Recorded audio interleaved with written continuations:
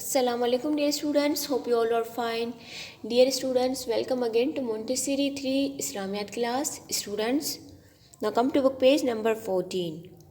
Our today's question is, in which month do we celebrate Eid al-Fitr? In which month do we celebrate Eid al-Fitr? Eid ul Fitr जो है वो हम कौन से month में जो है सेलिब्रेट करते हैं। ईद उल फितर हम किसे कहते हैं? जो रमज़ान के बाद ईद आती है उसे हम ईद उल फितर कहते हैं। ईद उल फितर हम कौन से महीने में सेलिब्रेट करते हैं? We celebrate Eid ul Fitr in the month of Shawwal.